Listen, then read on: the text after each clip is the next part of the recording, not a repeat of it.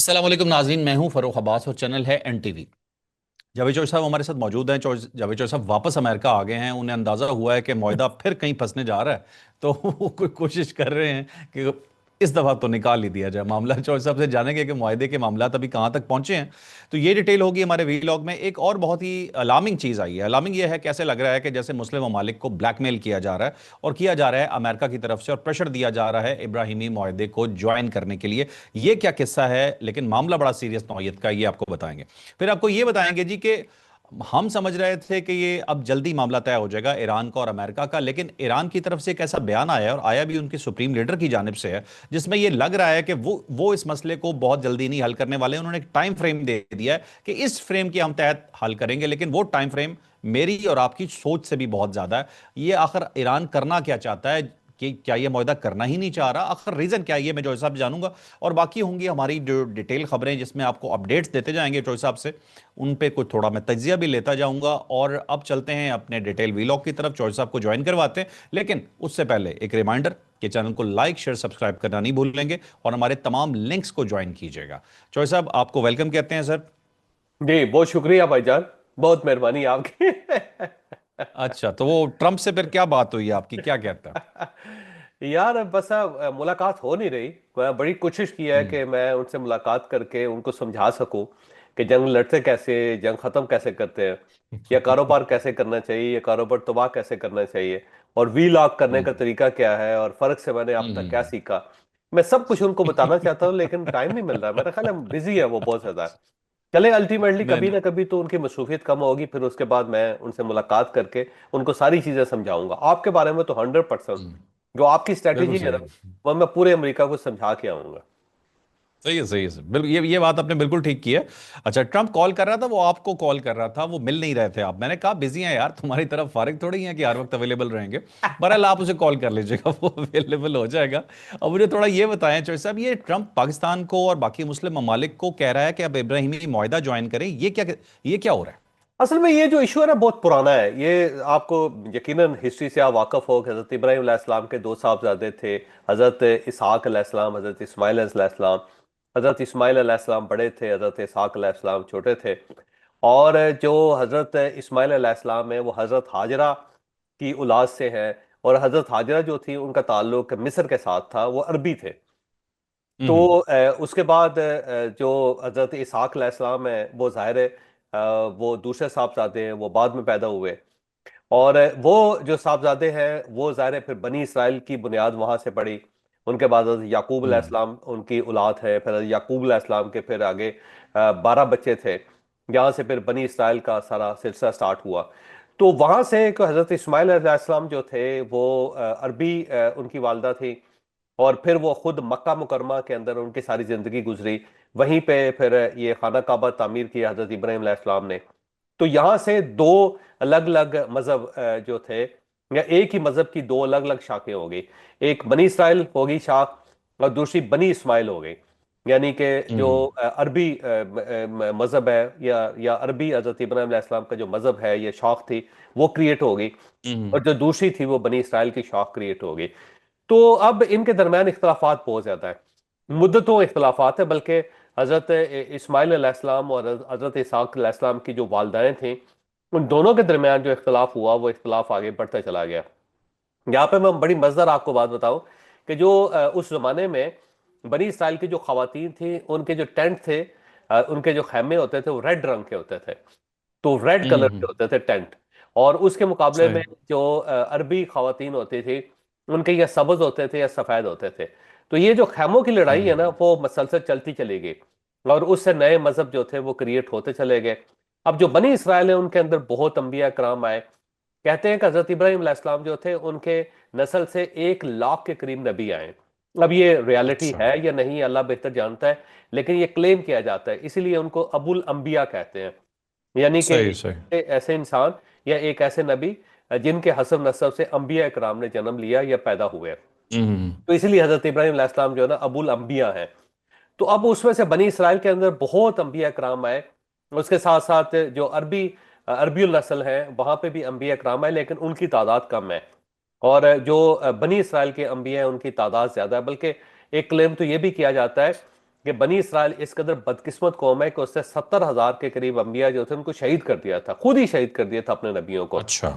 اس حد تک جو ان کی ہسٹری ہے۔ پھر درمیان میں اختلافات آ گئے، پھر چار جو مذہب ہیں آسمانی مذاہب جن کو کہا جاتا ہے، ان میں سے تین مذہب جو ہے ان کا تعلق بنی اسرائیل سے ہے، جن کے اندر حضرت موسیٰ علیہ السلام کے اوپر توریت اتری، اور حضرت موسیٰ علیہ السلام جو تھے وہ پہلے پیغمبر تھے اللہ تعالیٰ کے جن کے اوپر کتاب اتاری گئی باقاعدہ، پوری ایک شریعت صحیح۔ نازل ہوئی ان کے اوپر۔ اس کے بعد پھر اوکے۔ حضرت داؤد علیہ السلام کے اوپر زبور اتری۔ حضرت داؤد علیہ السلام خود بنی اسرائیل سے تھے، بلکہ وہ بنی یہودا سے بھی تھے، یہودی بھی تھے وہ۔ اچھا، اس کے بعد جو تیسری کتاب انجیل مقدس ہے وہ حضرت عیسیٰ علیہ السلام کے اوپر اتری۔ حضرت عیسیٰ علیہ السلام جو وہ بھی یہودی تھے، جودا ٹرائب کے ساتھ ان کا تعلق تھا۔ تو اس طرح جو چار کتابیں ہیں ان میں سے ایک ظاہر ہے پھر نبی اکرم صلی اللہ علیہ وسلم پہ ہوتی ہے، قرآن مجید۔ تو ان چار کتابوں میں سے تین کتابیں جو ہیں وہ بنی اسرائیل کے اوپر اتری ہیں، اور ایک جو ہے وہ عربی نبی اور آخری خاتم الانبیاء جو ہے حضرت محمد صلی اللہ علیہ وسلم ان کے اوپر اتری کتاب۔ تو اب اگر یہ دیکھا ٹھیک جائے ہے۔ تو یہ اللہ تعالیٰ کے جو مذاہب ہیں، چار بڑے مذاہب ہیں جن کو کتابیں بھی عنایت ہوئی، تو اس میں سے تین کا تعلق جو ہے وہ بنی اسرائیل سے، اور ایک کا تعلق جو ہے وہ عربی جو نبوت کا سلسلہ ہے اس کے ساتھ ہے۔ تو اب اختلافات بہت زیادہ ہیں۔ وہ بنی اسرائیل اپنے آپ کو سپیریئر سمجھتا ہے، جبکہ جو حقائق ہیں وہ یہ ہے کہ اللہ تعالیٰ نے آخری نبی جو ہے وہ عرب میں بھجوائے، رسول اللہ صلی اللہ علیہ وسلم، اور وہاں پہ جا کے نبوت کا سلسلہ ختم ہو گیا۔ اب یہ جو اختلاف ہے، یہ جو لڑائی ہے، اس کو ختم کرنے کی کئی کوششیں کی گئی، لیکن یہ کوششیں کبھی بھی کامیاب نہیں ہو سکی، بلکہ جو آٹمن امپائر تھی اس کے اندر بھی یہ بڑی کوشش کی گئی کہ ایک ایسا معاہدہ کروایا جائے جس سے سارے مذاہب اکٹھے ہو سکے۔ بلکہ جو خلافت عثمانیہ تھی اس کے اندر بہت سارے ایسے شہر تھے جس کے اندر سارے مذہب اکٹھے رہتے تھے، بلکہ اس وقت بھی ترکی کے اندر ایک ایسا شہر ہے جس کے اندر 8 مذاہب جو ہیں ایک ہی شہر کے اندر ہے، اور 8 کے ٹیمپلز ہیں، وہاں پہ ان کے جو پنڈت ہیں یا مولوی ہیں یا ان کے علماء کرام ہیں یا ان کے ربی ہیں وہ بھی وہاں پہ موجود ہیں، اور 8 ہی وہاں پہ مذاہب کو ماننے والے لوگ ہیں، اور وہاں پہ بڑی ہارمنی ہے۔ تو سب سے پہلے جو یہ جو اس ٹائپ کا ابراہم اکارڈ تھا وہ آٹمن امپائر میں کوشش کی جاتی تھی، کیونکہ اس کی وجہ یہ تھی کہ یہ امپائر بہت بڑی تھی، اور 8 صدیاں جو ہیں یہ امپائر قائم رہی، یعنی 800 سال تقریباً 600 سال تو مکمل ان کا غلبہ رہا ہے، اور دوسرا 3 بر اعظموں کے اوپر ان کی حکومت تھے، اور ان کی حکومت کے اندر یہودی بھی تھے، عیسائی بھی تھے، مسلمان بھی تھے، سارے ہی تھے اس کے اندر۔ تو انہوں نے بڑی کوشش کی کہ ایک ایسا کارڈ بنایا جائے کہ سب لوگ اکٹھے ہو سکے، لیکن آٹمن امپائر اور جو خلافت عثمانیہ تھی وہ بھی کامیاب نہیں ہو سکی، اور یہ معاملہ نہیں چل سکا۔ اس کے بعد جب یہ ڈونلڈ ٹرمپ آیا تو ڈونلڈ ٹرمپ نے کوشش کی کہ یہ ابراہم اکارڈ کر کے، کیونکہ یہ ساری حضرت ابراہیم علیہ السلام کی اولاد ہیں، اور چاروں مذہب جو ہے حضرت ابراہیم علیہ السلام کی اولاد جو تھی ان کے انبیاء کرام کے اوپر اترے ہیں، تو انہوں نے سوچا اسے ڈونلڈ ٹرمپ نے کہ ان سب کو اکٹھا کیا جائے۔ تو اس نے 2020 کے اندر ایک ابراہم کارڈ کیا، اور ساتھ یہ جو خلیجی ممالک ہیں ان سب کو کہا کہ آپ اس کارڈ کا حصہ بنیں۔ 2 ملک تھے جس کے اندر بحرین ہے اور یو اے ہے جس نے اس کارڈ کو تسلیم کر لیا تھا، لیکن جو باقی ممالک جس کے اندر سعودی عربیہ سب سے مرکزی ملک ہے، بلکہ ظاہر ہے یہ قیادت کر رہا ہے پوری اسلامی دنیا کی، تو ان کے اوپر بھی بڑا پریشر تھا کہ آپ اس کو تسلیم کریں۔ اس زمانے میں ہم یہ خبریں سن رہے تھے کہ جو ولی عہد ہے وہ تیار ہے، لیکن وہ تھوڑا سا ٹائم مانگ رہے ہیں کہ کچھ ٹائم ہمیں چاہیے، اور اس کے بعد پھر ہم کنسنسس کریٹ کر لیں گے۔ پاکستان کے اوپر بھی پریشر آیا تھا، اس وقت عمران خان صاحب کی گورنمنٹ تھی، اور اس وقت جنرل باجوہ صاحب آرمی چیف تھے، ان کے اوپر بھی پریشر آیا، بلکہ اس وقت اس زمانے میں جنرل فیض امیر صاحب کی ملاقاتیں بھی ہوتی رہی عمان کے اندر۔ جو اس زمانے میں جو اسرائیل کی کچھ شخصیات تھی ان کے ساتھ ان کی ملاقاتیں ہوئی، اور ان کو بھی صحیح۔ کہا گیا کہ آپ بھی راضی ہو، بلکہ امریکہ کی طرف سے یہ آفر کیا گیا کہ دیکھیں عربوں کا کوئی نہ کوئی کنفلکٹ ہو سکتا ہے، کیونکہ سارے جو اسرائیل ہے یا یہ جو لوگ ہیں اس علاقے کے رہنے والے ہیں، اور اس علاقے کے اندر ان کی اپنی اسٹیبلشمنٹ ہے، ان کا پھڈا ہو سکتا ہے، لیکن آپ کا تو پھڈا ہی کوئی نہیں ہے، نہ کبھی اسرائیل کے ساتھ آپ کی سرحد لگی ہے، نہ آپ عربی النسل ہیں، تو آپ کا مسئلہ کیا ہے، آپ کیوں نہیں مانتے؟ تو اس زمانے میں پھر جنرل فیض امیر صاحب نے بلکہ کچھ لوگوں کو بتایا بھی کہ ہم نے ان کو کہا کہ واقعی ہمارا تو کوئی مسئلہ نہیں ہے، اگر سعودی عرب مان جاتا ہے تو ہم بھی راضی ہو جاتے ہیں۔ تو جنرل باجوہ صاحب نے بھی سعودی عرب کو سامنے رکھا کہ جب تک سعودی عرب نہیں مانے گا اس وقت تک ہم یہ تسلیم نہیں کرتے۔ اس زمانے میں بلکہ بہت سارے سیاستدان جو تھے انہوں نے سٹینڈ بھی لے لیا کہ کیونکہ یہ ہماری اساس کے خلاف ہے، پاکستان کے اساس کے خلاف، پاکستان نے شروع میں یہ ڈکلیئر کر دیا تھا کہ ہم اسرائیل کو تسلیم نہیں کرتے، ہم فلسطین کو مانتے ہیں اور فلسطینی مسلمانوں کے ساتھ کھڑے ہیں۔ تو اس وقت بھی یہ معاملہ جو تھا چلا تھا، لیکن پھر یہ رک گیا، پھر آگے نہیں بڑھ سکا۔ اس کے بعد اب ظاہر ایک اپارچونٹی ہے ڈونلڈ ٹرمپ کے پاس، اور ڈونلڈ ٹرمپ یہ بہت بڑا اپنا کارنامہ سمجھتے ہیں کہ میں نے ابراہم اکارڈ کیا اور میں اب اسے امپلیمنٹ کر رہا ہوں۔ یہ ان کی سمجھیں کہ زندگی کا ایک بہت بڑا مشن ہے کہ وہ چاروں مذہبوں کو اکٹھا کر سکے، اور اسی وجہ سے وہ زور دے رہے۔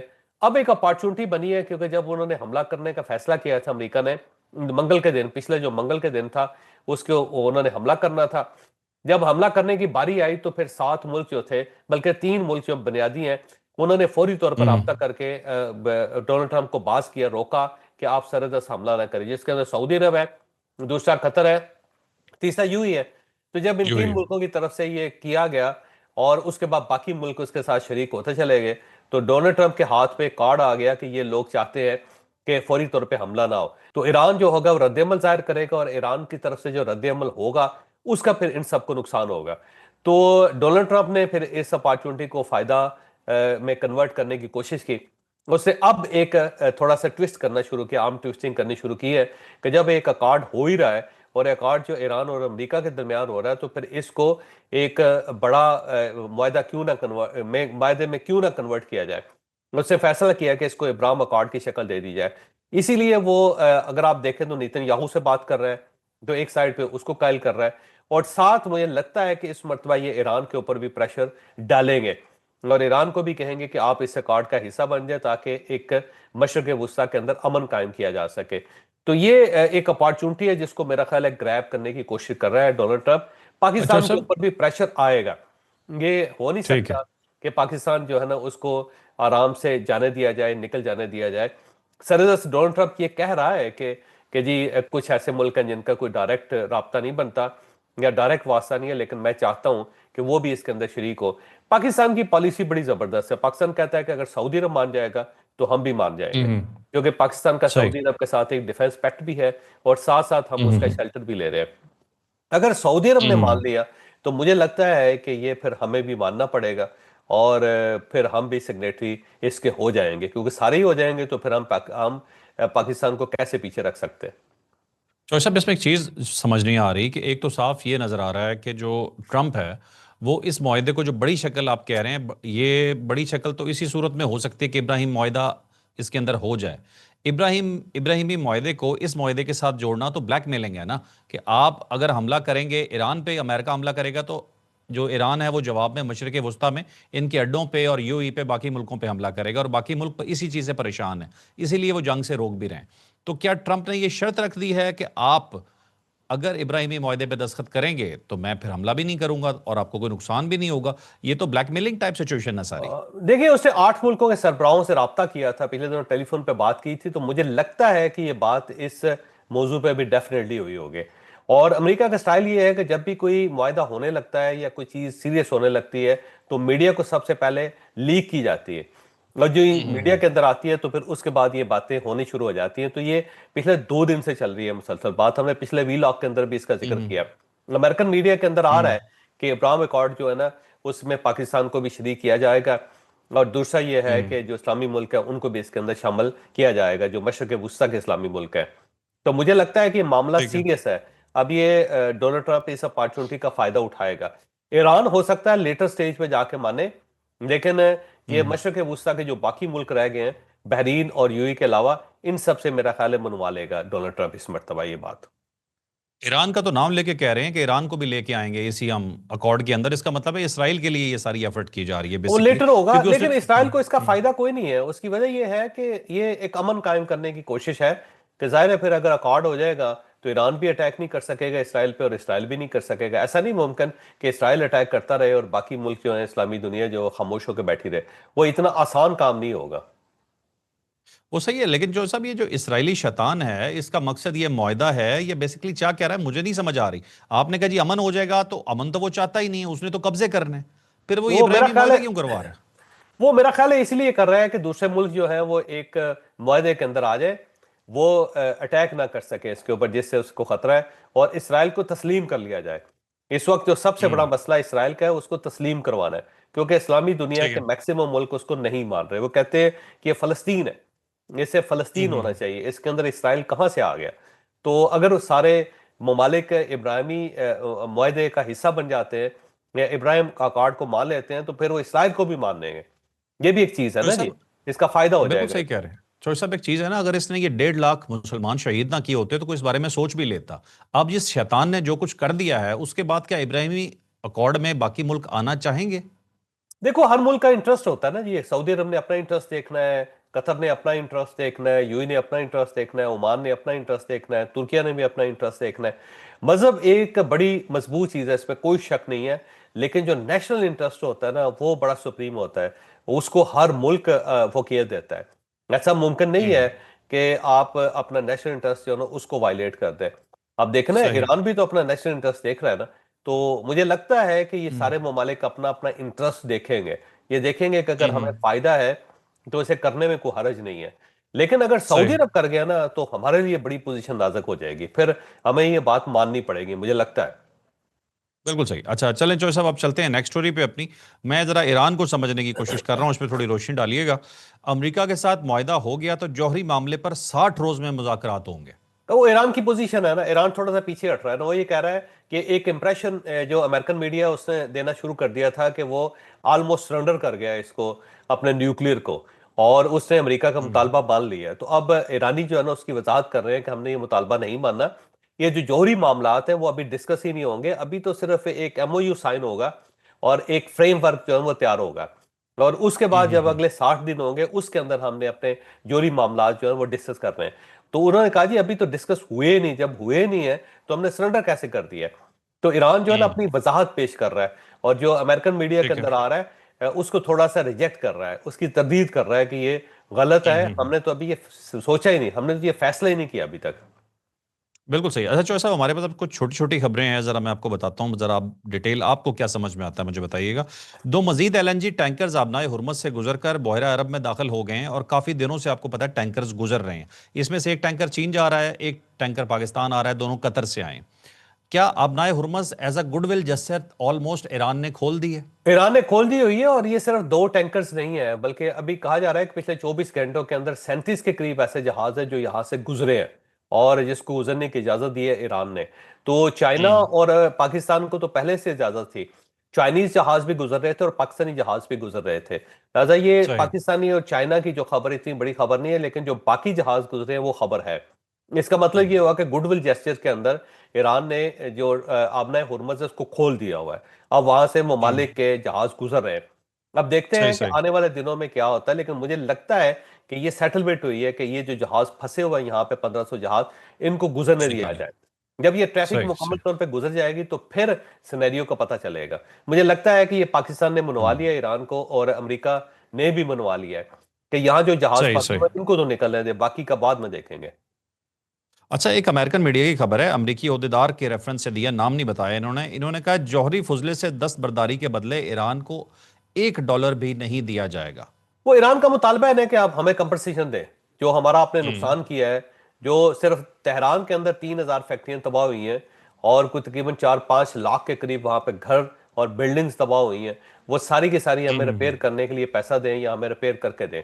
تو یہ مطالبہ ہے ایران کا، لیکن صحیح. امریکہ جو تھا اس نے ظاہر انکار کر دیا ہے۔ تو یہ بات درست ہے کہ امریکہ ڈائریکٹ پیسے کوئی نہیں دے رہا، لیکن یہ ریلیف ان کو ضرور دے رہا ہے کہ آپ اپنا تیل بیچ کے، گیس بیچ کے اپنی کمپنسیشن کر لیں، آپ اپنا ملک اوکے. دوبارہ ڈیولپ کر لیں جتنا کرنا ہے، یعنی ایک فیور دی صحیح. جا رہی ہے لیکن پیسہ نہیں دیا جا رہا۔ یہ بات درست ہے کہ پیسہ تو ویسے ہوں امریکہ کی طرف سے کچھ نہیں مل رہا اس کو۔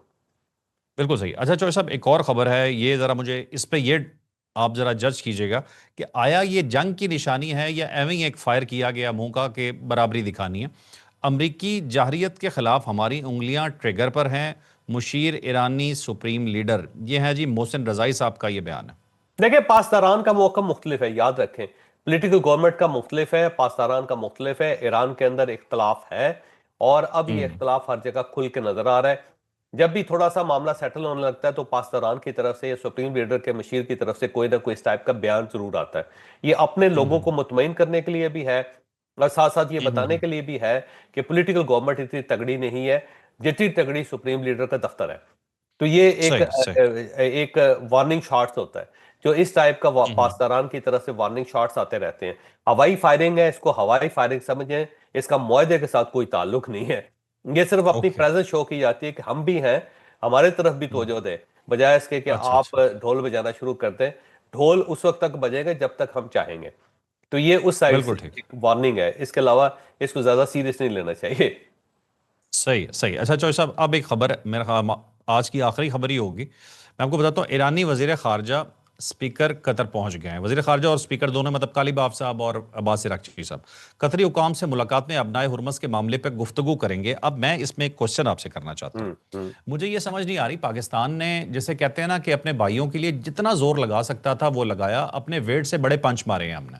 پوری دنیا کو ہم نے قائل کیا کہ بھائی ایران کو کچھ نہ کہو، اور ہم نے آپ کے سامنے جنگ بندی بھی ہو گئی، رکوا دیا، سب کچھ ہو گیا. لیکن یہ پہلے ہمیں ان کا وفد عباس عراقچی صاحب انڈیا میں نظر آتے ہیں، اس کے بعد ہم نظر آتا ہے کہ اب یہ قطر جا رہے ہیں. قطر وہ ملک ہے جن پہ ماشاءاللہ انہوں نے خود حملہ بھی کیا تھا. اور قطر کے ساتھ جو تعلقات ایران کے، پاکستان نے ہی ان دنوں میں بہتر کروائے ہیں. ایران مسلسل مجھے یہ لگ رہا ہے کہ پاکستان کے رول کو انڈرمائن کر رہا ہے، یا کم از کم وہ یہ چاہتا ہے کہ کچھ اور لوگ بھی شامل ہوں. اب وہ اپنا وزن بڑھانا ہے یا پاکستان کا وزن کم کرنا ہے، یہ بات مجھے تھوڑی سمجھ نہیں آ رہی. یہ ذرا بتائیے گا مجھے. اب دیکھیں، ہر ملک کا اپنا نیشنل انٹرسٹ ہے. دیکھو، ہمارا نیشنل انٹرسٹ یہ تھا کہ ایران اور امریکہ کی جنگ نہ ہو، کیونکہ اگر یہ جنگ ہو جاتی ہے تو پاکستان کو اس کا نقصان ہوگا، کیونکہ ہمارے ہمسائے میں جنگ ہوگی تو ہم آگ سے کیسے بچ سکیں گے. دوسرا یہ ہے کہ ہمیں پوزیشن لینی پڑے گی سعودی عرب کے ساتھ، اور صحیح. جب ہم سعودی عرب کے ساتھ پوزیشن لیں گے تو پاکستان کے انٹرنل حالات جو ہیں وہ اس قابل نہیں ہے کہ وہ اس کو برداشت کر سکے. یہاں پہ جو شیعہ آبادی ہے، شیعہ مسلمان ہے، وہ بھی بہت بڑی تعداد میں ہے، تو اندر سے بھی پریشر آنا تھا. تو ہم نے اپنا نیشنل انٹرسٹ دیکھا ہے. اسی طرح ایران جو ہے وہ اپنا نیشنل انٹرسٹ دیکھ رہا ہے. اسے یہ محسوس ہوتا ہے کہ پاکستان نے بہت اچھا کردار ادا کیا، ہم اس کی تعریف کر رہے ہیں اور پاکستان کو کمپنسیٹ بھی کریں گے. پاکستان کے ساتھ ہمارے تجارتی تعلقات بھی بن جائیں گے، لیکن ہمیں دوسرے ملکوں کو بھی خوش رکھنا ہے کیونکہ وہاں پہ ہمارا انٹرسٹ زیادہ ہے. تو قطر میں ان کا $7 بلین پڑا ہوا ہے یا $6 بلین پڑا ہوا ہے، انہوں نے وہ بھی لینا ہے. دوسرا، وہ چاہتے ہیں کہ وہ جو خلیجی ممالک جن کے ساتھ ان کے اختلافات ہو گئے تھے، جن کے اوپر انہوں نے حملہ کیا، اب اس حملے کے بعد کی جو صورتحال ہے اس کو تھوڑا سا بہتر بنانا چاہیے. اب مجھے لگتا ہے کہ یہ دوسرے ملکوں کے اندر بھی جائیں گے، صرف قطر تک محدود نہیں رہیں گے. یو ای کے ساتھ بھی انہوں نے اپنے دوبارہ تعلقات استوار کرنے شروع کیے ہیں، جس کے اوپر سب سے زیادہ انہوں نے حملے کیے ہیں. پھر سعودی عرب کے ساتھ بھی ان کے گفتگو چل رہی ہے. مجھے لگتا ہے کہ کچھ عرصے بعد ان کی سعودی عرب کا دورہ بھی ہوگا. تو یہ ان تمام صحیح خلیجی صحیح.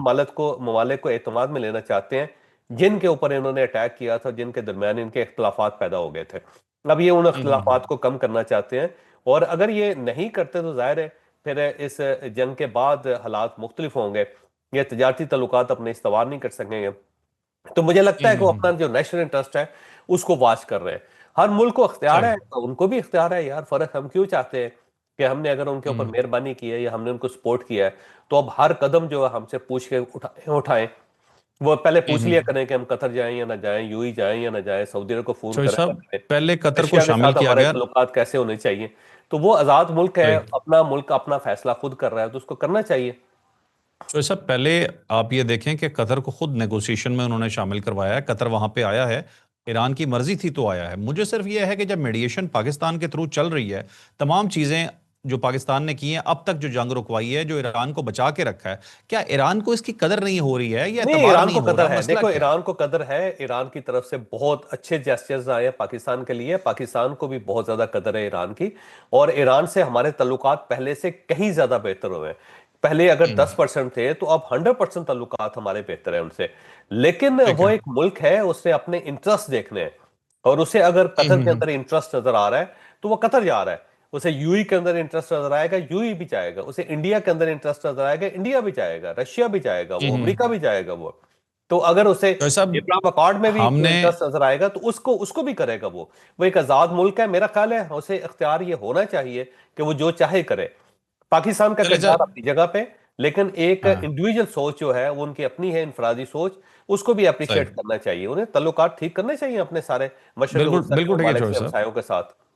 ہم نے ایران کی وجہ سے یو سے تعلقات خراب کر لیے تھے، اس چیز کی قدر کرنی چاہیے انہیں. وہ تو اپنا جیسے ہی تھوڑے آزاد ہوئے ہیں اپنے تعلقات بہتر کرنے کی طرف چل پڑے ہیں، لیکن پاکستان نے بھی ان کے لیے بہت کچھ کیا. میرے خیال میں ہر چیز ہم سے پوچھ کے نہ چلیں، لیکن کم از کم مشورہ ضرور لے لیں اچھا ان دنوں ٹھیک میں. کم از کم ہے. کل کو جب آپ نارمل ہو جائیں گے پھر مرضی کریں، کون روکتا ہے آپ کو. ہاں اچھا چوہے صاحب، بالکل آخر میں ایک چیز میں آپ سے ڈسکس کرنا چاہتا ہوں. بڑا دل دکھا، سوشل میڈیا پہ ایک چیز چل رہی تھی، میں نے دیکھا کہ یہ جو کوئٹہ میں واقعہ ہوا ہے اور بہت بڑی تعداد میں لوگ وہاں پہ شہید ہوئے ہیں، اس کے فوراً بعد جو فورسز ہیں وہاں پہ پہنچی ہیں، انہوں نے ایریا کلیئر کیا ہے، اور اس کے بعد جو آرمی کا ایک طریقہ کار ہوتا ہے کہ وہ ٹرین کے وغیرہ کے اوپر یا ہر جگہ ہائی بلڈنگز پہ چڑھ کے چاروں طرف دیکھتے ہیں، مانیٹرنگ کرتے ہیں. اس کے اوپر باقاعدہ جو ہے یہ جو ایک گندے انڈے بار بیٹھے ہوئے ہیں ملک سے باہر، جو پتہ نہیں کون سی نسل ہے، مجھے تو ان کی سمجھ میں بھی نہیں آتی، ان لوگوں نے بدترین قسم کا انہوں نے مذاق بنایا اس کا کہ بھائی یہ تو ہو گیا تھا، اب کیا کرنے آئے ہو. مطلب انہیں یہ بھی سمجھ میں نہیں آتا کہ ایک کے بعد دوسرا دھماکہ بھی ہو سکتا ہے. سیکیورٹی کلیئر ہوتی ہے، اس کے بعد ہی تمام چیزوں یا وہاں سے مطلب لوگوں کو آنے یا جانے کی اجازت ہوتی ہے، سب کچھ دیکھنا پڑتا ہے.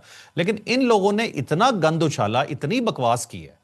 آپ مجھے صرف یہ بتائیں کہ ان کا علاج کیا ہے، ان کے ساتھ اب کیا کرنا چاہیے؟ اس کا کوئی نہیں علاج ہے، بس برداشت کریں. ویسے ان سے یہ پوچھیں کہ ابھی وائٹ ہاؤس کے اوپر اٹیک کیا تھا، ایک بندے نے رائفل لے کے آ گیا اور اس نے وہاں پہ فائرنگ کی، تو اس کے بعد وائٹ ہاؤس کے اوپر فوج کیوں آ گئی تھی اور انہوں نے سنائپرز کیوں بلا لیے تھے، اور وہ وائٹ ہاؤس کی چھت پہ چڑھ کے کیا کرنے لگے تھے، پھر انہوں نے وہاں پہ سرچ کیوں کر لی، پھر انہوں نے وہاں پہ لاک ڈاؤن کیوں کر دیا اور ٹریفک کیوں بلاک کر دی، کیوں وہاں سے لوگوں کے گھروں میں چھاپے مارے گئے، کیوں وہاں پہ سرچ کی گئی، اور ابھی تک سرچنگ جو گاڑیاں ہیں وہ وہاں پہ کیوں پھر رہی ہیں، اور وہاں پہ سیکورٹی کیوں ٹائٹ کر دی گئی ہے. جبکہ ایک واقعہ ہو گیا تھا تو پھر تو وائٹ ہاؤس کے اوپر فوج نے نہیں آنا چاہیے تھا، یا ایف بی آئی کو وہاں پہ سرچ آپریشن نہیں کرنا چاہیے تھا، تو کیوں کیا جا رہا ہے وہاں پہ؟ ایک پوری دنیا کے اندر پروسیجر ہے کہ جب کسی جگہ پہ تو واقعہ سر ہوتا ہے تو سارے ادارے آپ کی بات آتے ہیں بالکل وہاں پہ. ٹھیک ہے، انہوں نے لاجک نہیں ماننا ہوتا، انہوں نے صرف گند اچھالنا ہوتا ہے. ان کا پیٹرن آپ کو بتاتا ہوں، 2 سے 3 دن ایک واقعہ اچھالیں گے، جیسے ہی اس پہ فیکٹ چیک آنے لگیں گے کہ یہ معاملہ جھوٹ تھا تو اس پہ جواب دیے بغیر اچانک دوسرے پہ شفٹ کر جائیں گے تاکہ پہلے کا جواب نہ دینا پڑے، اور نیچے جو بیٹھے ہوئے ان کے اسٹریٹجی ہے زومبیز ہیں. بھائی جان، اسٹریٹجی ہے. یہ اسٹریٹجی ہے کہ بس کنفیوژن اتنا کریٹ کریں کہ لوگ کنفیوز ہو جائے اور انہیں سچ اور جھوٹ کے اندر تمیز کرنا ان کے لیے ناممکن ہو جائے. وہ کہتے ہیں اتنی بالکل صحیح. دھول اڑائیں کہ کوئی چیز ہوں نظر ہی نہ آئے. تو یہ ہوں بیسیکلی ہوں اسٹریٹجی ہے اور اسے بطور حکمت عملی استعمال کیا جا رہا ہے. بس اتنی سی بات ہے کہ پاکستان کو انڈرمائن کریں، پاکستان کی بے عزتی کریں، آرم فورسز کی بے عزتی کریں، ان کا ٹھٹھا اڑائیں. اگر لوگ شہید بھی ہو جائیں تو ان کی شہادتوں جو ہے نا ان کا مذاق اڑایا جائے، تو یہ مذاق اڑا رہے ہیں اور دھول اڑا رہے ہیں اس کے ساتھ ساتھ. لہٰذا اس کو سیریس نہ لیا کرو، دل نہ دکھایا ہوں. کرو. ان لوگوں کا کام ہی ہے، انہوں نے یہی کرنا ہے. بالکل ٹھیک ہے، بالکل ٹھیک ہے. ناظرین، یہ تھا آج کا ویلاگ، یقیناً آپ کے لیے انفارمیٹو رہا ہوگا. ایک میں اسپیشلی آپ سے ریکویسٹ کرنا چاہتا ہوں کہ آپ کو ملک کے خلاف یا آپ کی فورسز کے خلاف یا پاکستان کے کسی بھی ادارے کے خلاف جو بھی بندہ بولتے ہوئے ملے نا، اسے منہ توڑ کے جواب دیں تاکہ ان کی جرت نہ پڑے دوبارہ آپ کے ملک کی طرف انگلی بھی اٹھانے کی. یہ کوئی آپ کے ساتھی یا میرے ساتھی نہیں ہے. پہلے مجھے بھی بہت سارے لوگوں سے ہمدردی ہوتی تھی، بہکے ہوئے ہیں. یہ بہکے ہوئے نہیں ہیں، انہیں پتہ ہے یہ کیا کر رہے ہیں. تو ریاست کو چاہیے کہ کم از کم کچھ ایسی پالیسی بنائیں یا کوئی ایسا انتظام کریں کہ یہ جتنے بکواس کرنے والے لوگ ہیں ان سب کو باہر نہیں جیلوں میں ہونا چاہیے. تو لائک شیئر سبسکرائب، اجازت دیجیے. اللہ حافظ. پاکستان زندہ باد. زندہ باد.